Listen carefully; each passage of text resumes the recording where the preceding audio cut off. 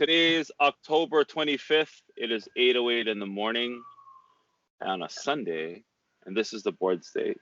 The Board State is a weekly show where we go through 5 articles that stood out to us for the previous week, and those articles have to do with gaming for social good. So that could mean game design, games that came out, gaming organizations, that we try to support by talking about these articles to you. My name is Mr. V, aka Jeffrey Vierra, and I am joined with. Hello, Jack. Yeah, so you have to excuse us. We're a little tired today. Yesterday, actually, Jack, why don't you tell our listeners about what happened last night? So we did sound design for a Zoom meeting, and that went as well as it could go. But yeah. I think it was a little more than a Zoom meeting. What was the organization we were supporting in? I'm going blank. Celebration of Aloha. Yeah. That. Multi-thousand, is that a word? Yeah, of course it's a word. It's multi-thousand golf event that is ran by one of our partners that we work with. And they normally do it in person, of course, because you can't do things in person at that scale. She did a virtual event. So she had a virtual golf tournament, and we managed the sound and video interactions with all the participants. So you guys were a little tired. We did that last night or yesterday evening. And I was thinking about that, Zach. So that was Zach. I called you Zach. I don't know why I called you Zach. Jack. I was thinking about that. That event got us both beat. I'm still booting up. But I was thinking about that this morning, actually. Because think about it. How long was it? 3 hours? No, it was actually with pre-production. 6, That's 7, 5. 8, right? That's around 5 hours. Well, the actual event, so not like running through the. The actual event was only 6, 7, 8, right? Yeah, 6, 7, 8. It was only 3 hours. So think about that. 3 hours, half a year of planning, right? All that pre-planning for a 3-hour window. Yeah. Right? Yeah. Okay. Let's not do it again. All right. So yeah, I just wanted to share that with you in case we blumber more than usual. That is why. All right. First article. Yeah. And we did have to apologize because we did took a date off. Oh, thank you. What was happening last Saturday? There was something else going on. No, you got into bodyboarding from no, but there was something else. Yeah, no, I did get hurt. There was something else. I don't remember. There was something else that was going on last Saturday. I don't recall what it was, but yeah. So thank you. We took a week. Thank you for mentioning that. Apologize. That'll happen every so often. Hopefully not too much. Probably around the November 16th date as well. Yeah, but if you don't hear us within the next 2 weeks from November 16th, you should call our families to notify them of our deaths. I have a great idea for the weekend of the 16th. We'll just do like a 5-second episode that says that we're playing Cyberpunk 2027. We'll return the following week. Just a short little beep, and that's it. I think it'd be hilarious. Shoot. Okay. All right. First article is going to be from the TribuneIndia.com. We go all over the world with these articles. I love it. Mm-hmm. And this is how design can help you pursue your passion and craft a better future. Jack, what are your thoughts on this article? This is what we're going to see a lot of. I mean, we saw it being started and really led by Poland. Ding. And all of these little and minor countries using gaming to expand their culture. We saw it in Ireland, we saw it in New Zealand, we see it in all of these different areas where we don't normally see it.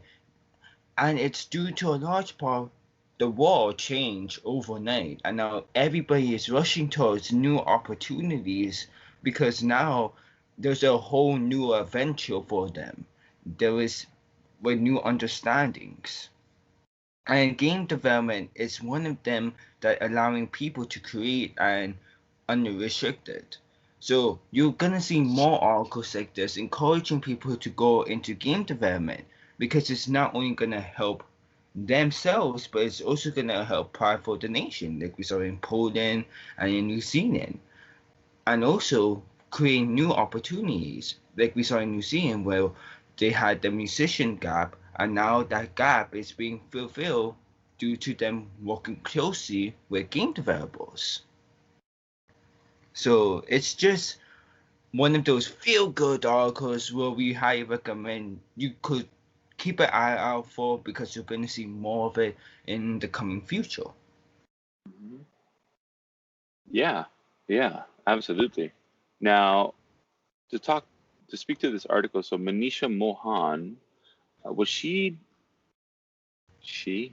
Apologize if you're not a she. Manisha sounds like a female name. Well, let's just do this live here. I'm gonna do a quick look up here and see. Manisha Mohan. Manisha is a female. All right, cool. Wow, MIT Labs. Interesting. Okay. Manisha Mohan goes through different roles in design and why they matter and what it means in terms of impact for the world. So she goes through interactive designer, graphic designers, interior retail space designers, transportation and mobility designers, and talks about the pros and cons. But what I'm going to talk about is she also mentions game designers. And game designers, like she says in the article, if you guys didn't know already, something we say over and over again, but which is worth repeating, is an evolving landscape. The gaming industry is expected to grow 118.8 billion just in India alone by 2023. So 2023, that's a couple of years from now.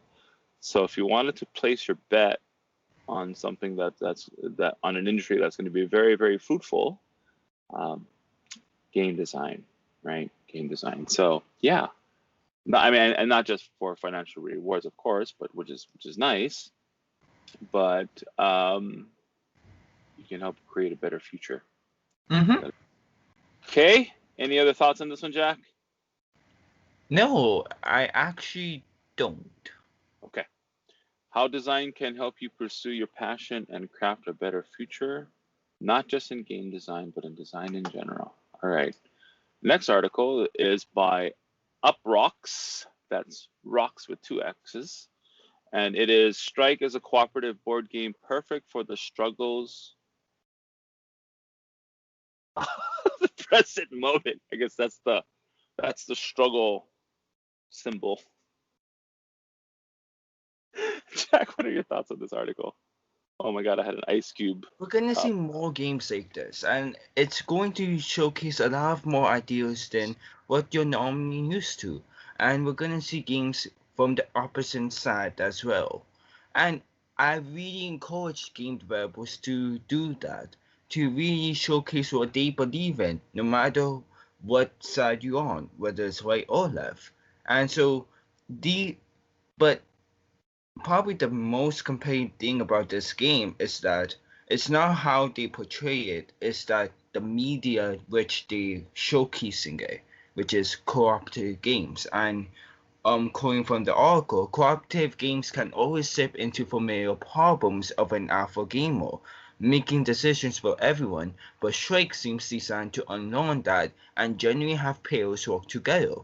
There are a lot of ways to win using a variant of abilities to move around the board, but no one can truly finish the job alone. It's a game that advocates for action to its core, and that includes encouraging more reluctant players to take part in strategy and use their unique skills each turn.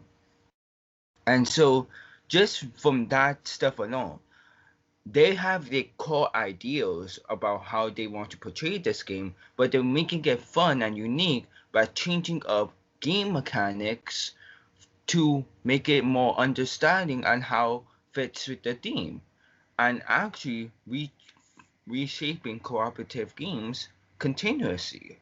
And that's what game developers want to do.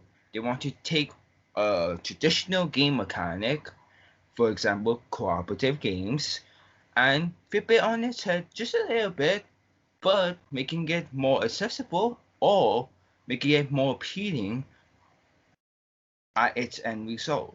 And I really think you want to really check out game mechanics if you're planning on buying newer games like this. So that way, not only you're gonna have ideas of the game, but you'll also have fun with your family. And that's probably the main thing about gaming. If it's not fun, then why would you buy it? This is cool. It's actually on sale right now as well. I was just looking up at their website at teslacollective.com. Yeah, so it's a co-op where it's a cooperative game where you are building a citywide rebellion to stop mega corporation takeover. It was created in collaboration between the Tesla Collective, a publisher of games about changing the world, just like us, and Jobs and Justice, a leading labor rights organization manufactured in the USA, on sustainable materials. So that's something really cool that they did as well, is they are saying that they made this using sustainable materials. That is interesting and probably very expensive, but good on them. Yeah, this is cool, man. This is, we talk about this stuff over and over and over again, but this is what we want to see. We want to see more games like this. People who have this idea of peaceful resistance.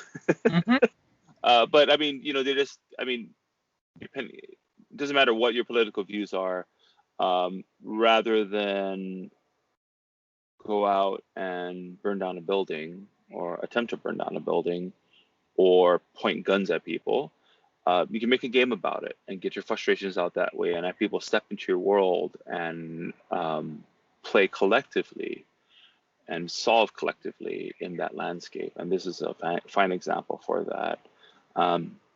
Yeah, right? Yes. Yeah. Okay, cool. Yeah. So that's what Strike is, a cooperative board game perfect for the struggles of the present moment. I've got one in my cart right now, about to order that after the show. And that is by uprocks.com, which was this game was a Kickstarter as well. Okay. All right. I'm going to strike stuff open. Okay, moving over to this article. University of Waterloo to launch racial equity board game showcase. Whoa! Showcase offers opportunity for students, staff, and faculty and researchers to contribute to anti-racism at work. Jack, what are your thoughts on this? We're gonna also see a lot of games, a lot of ideas going down like this route. And it's not to say that all of these routes are bad or all of these routes are good. It's up to the viewer for its own interpretation. However, I do recommend people to favorite this article because this is what we're going to see in schools a lot more. Not using gaming to tackle problems. And though this one is racial related, that doesn't mean it's only going to be about race. Like we saw in Poland, it could be about history, it could be about math, and it could be about English very, very well. So I really recommend people to very much favor this article. Not talk and try to avoid race. It is good that they're using it for race and the issues related to that. But this is only the beginning of what we're going to see is a major coming of gamifying schools. And for us, that's a very good thing because it allows not just people to understand gaming more to the point where we're no longer a niche or to the mainstream media seen as a niche, but as an actual thing and as an actual way to study and help people. And it also allows those who are seeking help to find it and gain help. We're going to talk about that in a little bit, but for shouting. But one thing that I want to point out of this article is this. Additionally, quoting from the article, the participating university groups will be compiling a non-comprehensive list of resources for anyone interested in doing self-guide research on how games can promote equality, diversity, and exclusivity. Basically, if you're interested in going into topics like this, then here's a free guide for you. And so this is basically gonna help anyone who just are interested into game development with social good. They now have a template to go off of. So it's really going to be overall a lot more positive than anything else. Yeah, man. So they're putting together a racial equity board game that draws together from the university and community, using a medium that was very approachable, right? Mhm. And to just, yeah, this is just so amazing, dude. Okay, so I want to read from one part of this article that really stood out. That was like, okay. Speaking of the concept of the board games as a teaching tool, Randall admits that a board game that places the player in the role of something outside of their own culture can sometimes be a dangerous idea. He said that in directing players to move through a specific situation, whether it be historical, political, cultural, and forcing them to make choices that have an in-game consequence, players are likely to learn something at a greater depth than just reading about it. This has to do with trying to show situations that people are going through in the world that you might not experience yourself, not just as you are feeling emotions about the people, but you're actually understanding what they are doing in greater detail. Jack. Right? Whoa. Wow, that produces a kind of understanding that we really hope people will get. This is it, man.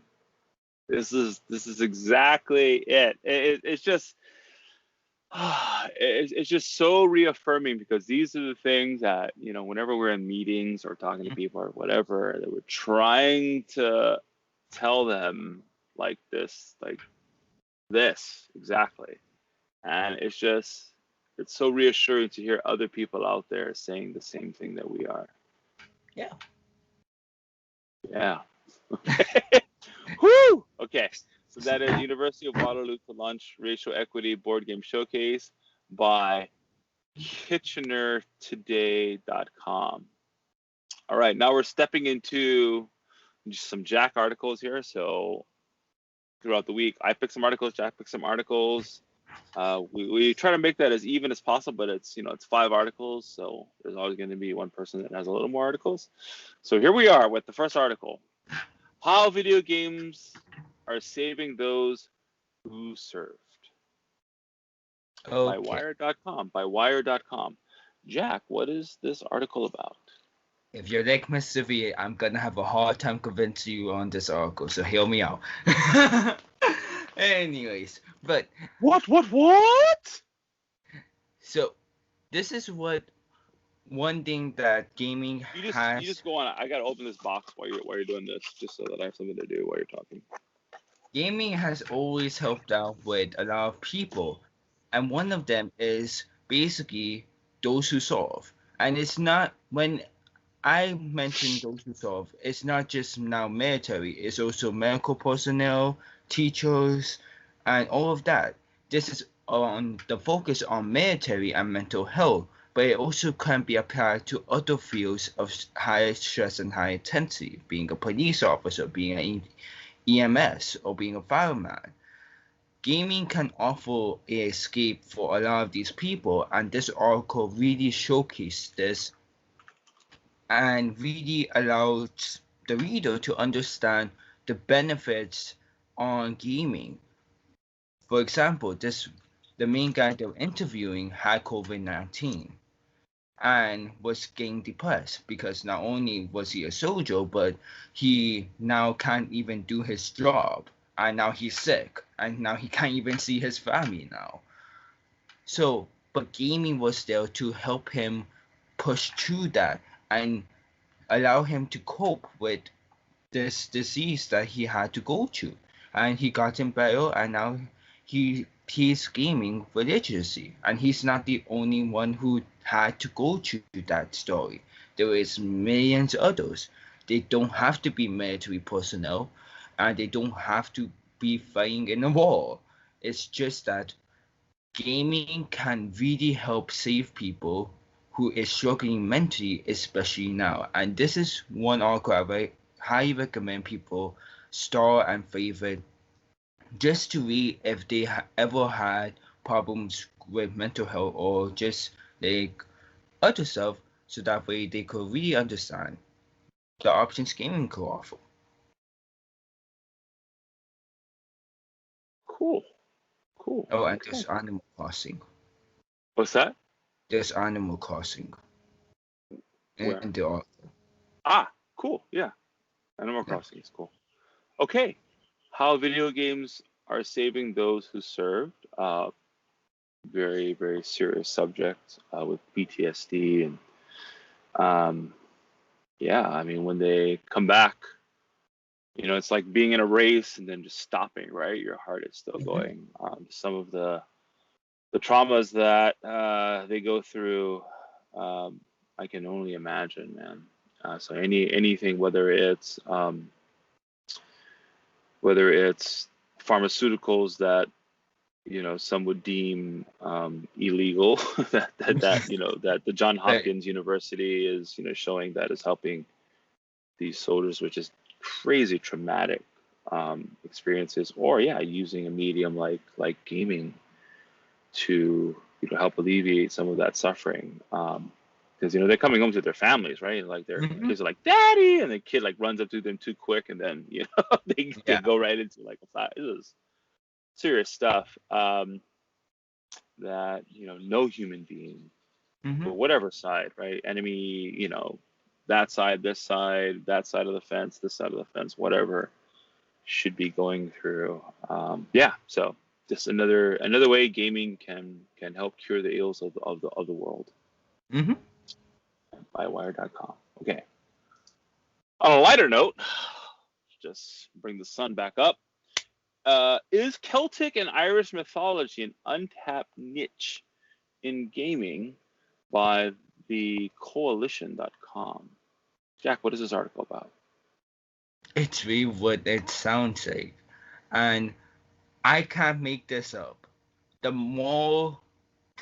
Poland led the way, but more and more people are going ding. But more and more people are going.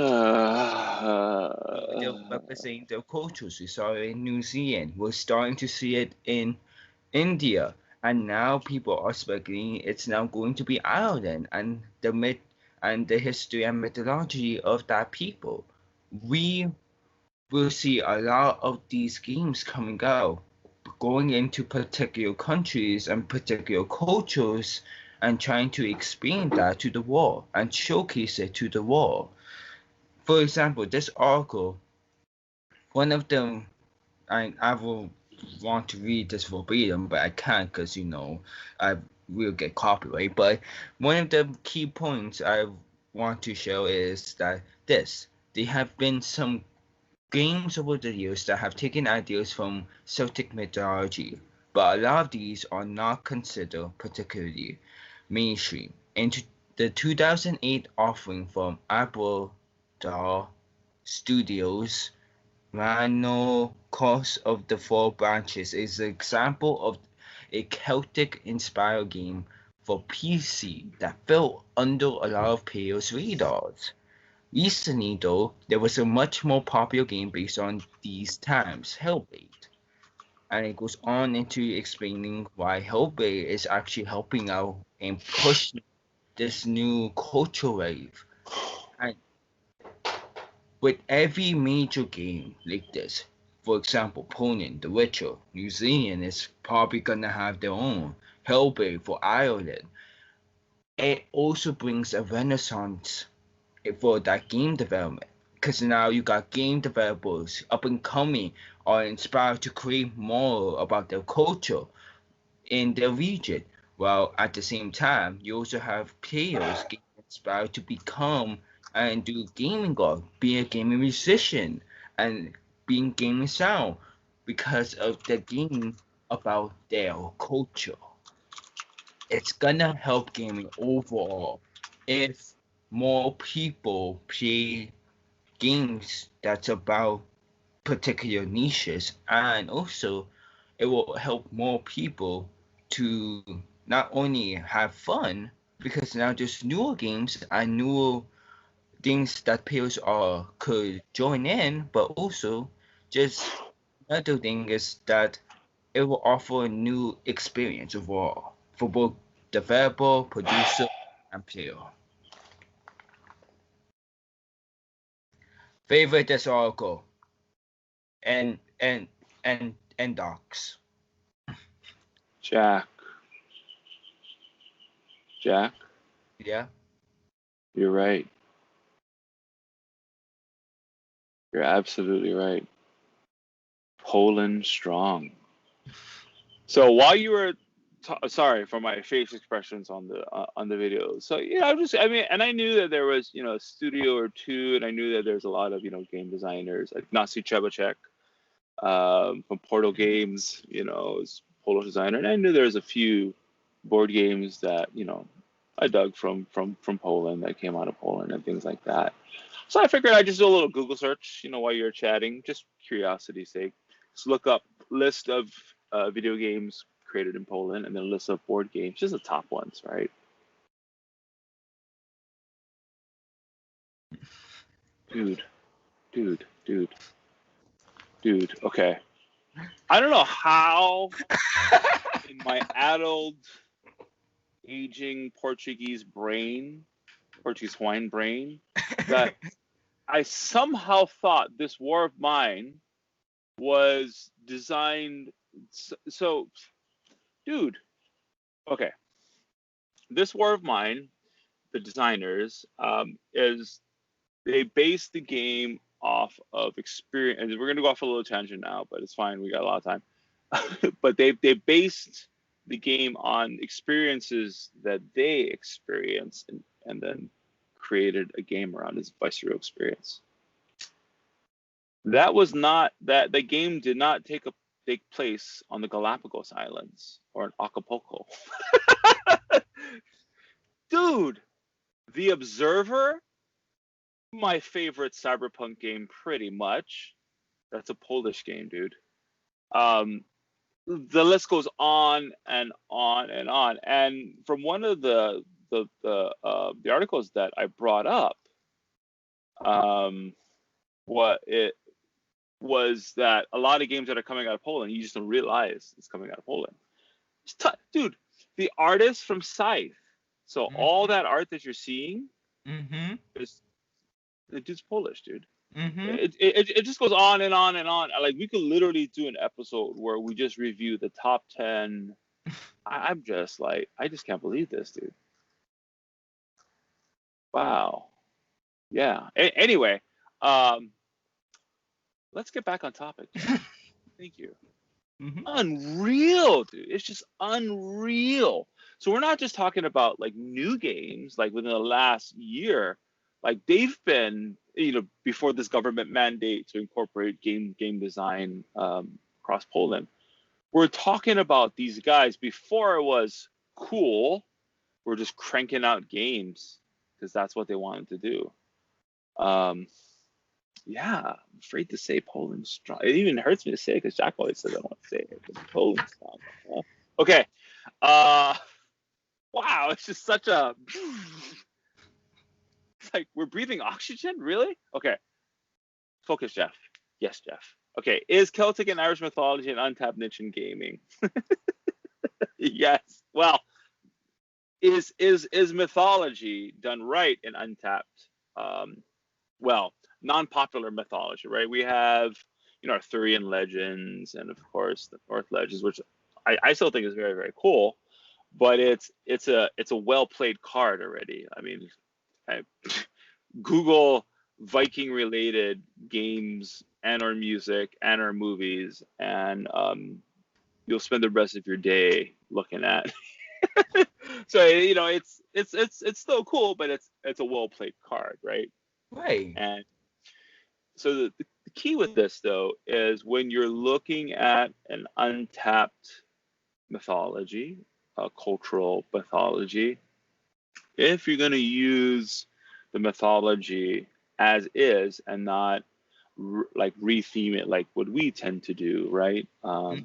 Because like we make games, we're not cultural practitioners, right? So, or cultural historians that may get like we know a little bit about our Yeah. cultural history, but some historian comes in and be like, hey, you forgot the Okina here, or Ku should not be represented that way, which actually happened. We had to change stuff.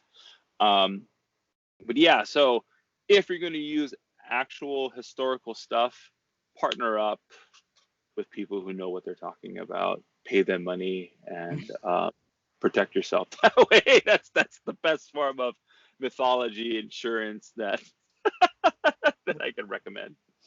Also, though, it doesn't have to be that way too. For example, this is talking about Irish methodology, but Native American methodology, that one is also very up to interpretation. And so, like, methodology, like how you were saying, is just this untapped potential, just focusing. Yeah. Speaking of mythology, yeah, games everywhere here. I'm just gonna be buried in games. If I don't, it's like this constant tide of games coming in here that I have to like fight like a monster. And if I don't fight it, like me and my wife will just get buried and die. Surrounded by games. There's this constant like curse that just keeps swelling. Like I don't understand. Like I open up the door, like, oh my god, there's boxes here. I'll open it up. Where do these boxes come from? Anyway, I mean, you could send it over here. I certainly should, sir. I certainly should. That's actually not a bad idea. I can send it to you. You can play it and be like, okay, I know how this works, and then we go over there, we play it. Oh, okay, that's cool. I experienced this game. Do you want to keep this game? No, I'm good, Mr. V. Okay, then I take the game. I'll be like, do you want to keep this game? Yeah. Okay, cool. But That's all I want, because my games, I can, so I've quite a lot of games. But I can count probably on two hands games that I played more than once. Like I literally play them once, and I'm like, very cool. And they go into some part of my apartment and or storage, and that's it. I never see them again. So, yeah. Anyway, here we go. Off topic again. Is Celtic and Irish mythology an untapped niche in gaming? Yes, it definitely is. Should you incorporate mythology into your game? Absolutely. Just tread lightly and seek those who know what they're talking about. Thecoalition.com. All right, so that is our last article. We have a question of the day. And Jack, should our viewers have a question they want to send us, where can they send that to? At theboardstate@gmail.com. I'm too tired to do the whole neck snap thing. I am just. You did it, theboardstate@gmail.com. Okay, so the question today is a question that I had for Jack, and it is, what is the most challenging part about designing a tabletop game in your experience, Jack? It is honestly communication. Communication with the producer, communication with the employee, communication with the group, and communication with the contact. Because a lot of times, one game in particular that we're going to have to do a presentation about very, very soon. Next week. Oh. Communication was really one of the biggest photos that we had. And I told my mom this. I'm gonna die due to miscommunication. No, because that's one of the things that Uh, most of the time will get me. It's never me overthinking, it's never me accusing, it's me misunderstood or yeah, yeah, and this is where a lot of game developers I could see stress is coming from is because if you have bad communication skills or if you don't like being a team player, game development is not for you, honestly, because you need those two skills as well as a creative mind. You could do it solo, of course you can, but it's uh, gonna be more harder without mastering or at least having an understanding of those two basic skills. And you don't have to be perfect either. I'm not. I'm 18. I'm I'm not perfect at it, but just having a basic understanding of it really goes a long way. And so that's probably one of the hardest things I will see that game developers could master. It's not coding, it's not programming, it's communication. Because also, when you learn new skills, then most of the time you see game developers say, oh, well, I learned this, so I don't need any more help. And that gets in their head. Don't let that do that to you because then you will get consumed by it and now you won't be a help to anyone, including yourself. So yeah, communication is the biggest tool a game developer have, but it's also the biggest weapon that they could use against themselves.